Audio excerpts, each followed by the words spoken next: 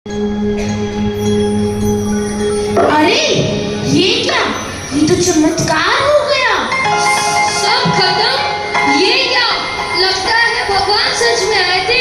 हे भगवान, अगर मुझसे कोई गलती हुई हो तो मुझे माफ करना। चलो चलो, हमें सारी बातें राजा जी को बता देनी चाहिए। हाँ बड़े पुजारी जी। तब पंडित जी चिंतित होते हैं और ये सारी बात राजा जी को बताते हैं कि प्रसाद तो पूरा ही खत्म हो गया।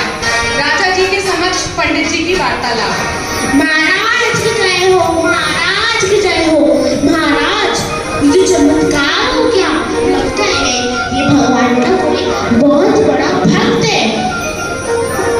मुझे लगता है कि उस भक्त ने अपनी भक्ति के कारण भगवान को पूरा प्रसाद खिला दिया है। महाराज, हमें उस भक्त को अपने राज्य में ही रखना चाहिए ताकि दुनिया में हमारे राज्य का नाम रोशन हो। हाँ मंत्री जी, तुम ठीक कह रहे हो। अगर ये भक्त हमारे राज्य में रहेगा तो भगवान हमारे राज्य में बहुत प्रसन्न होंगे। तभी राजा जी समंत्रभद्र स्वामी के पास कक्ष में पहुंचते हैं। राजा जी उनके कक्ष में पहुंचकर उनसे वार्तालाप। सुनो भक्त, हमें बड़ी प्रसन्नता है कि तुमने अपने अथक प्रयास से भगवान को प्रसन्न किया और उन्होंने सारा प्रसाद ग्रहण किया। हमारा विचार है कि आप यहाँ रुके और अपनी सेवा दें। जी महाराज, ये तो मेरा सौभाग्य होगा। आज से मैं इसी मंदिर में रुकूंगा। अरे सुनती हो, कल से तुम और प्रसाद बनाना जिससे भगवान प्रसन्न हो जाए।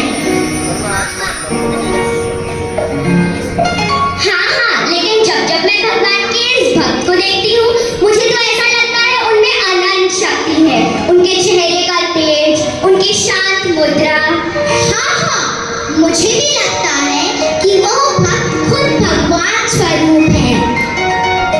मंत्री जी, आप स्वामी जी के रुकने की व्यवस्था करिए। जो आज्ञा महाराज। राजा जी की आज्ञा से स्वामी समंत्रभद्र जी उसी मंदिर में रुक जाते हैं और अपने रोग का निवारण करते हैं। 6 माह बीत जाते हैं और धीरे धीरे उनका रोग ठीक होता जाता है। एक दिन वो सामायिक में बैठे थे, तभी छोटे पंडित जी का प्रवेश। अरे आज क्या भगवान नाराज हो गए? आज भगवान जी ने थोड़ा सा ही प्रसाद खाया। चलो इस बात को मैं बड़े पंडित जी को बताकर आता हूँ। बड़े पंडित जी, बड़े पंडित जी, बड़े पंडित जी, बड़े पंडित जी।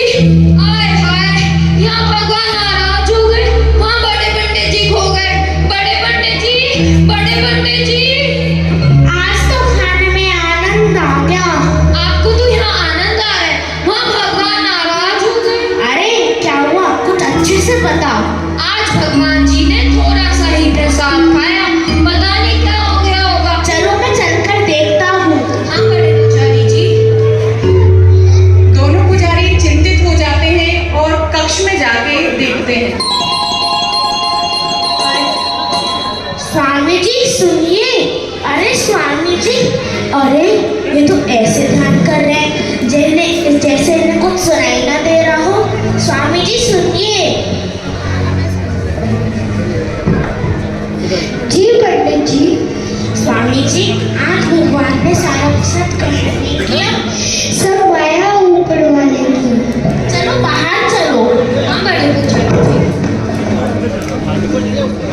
मुझे तो कुछ समझ में ही नहीं आया। मुझे लगता है दाल में कुछ काला है। अच्छा, तुम एक काम करो, तुम एक छोटे से बालक को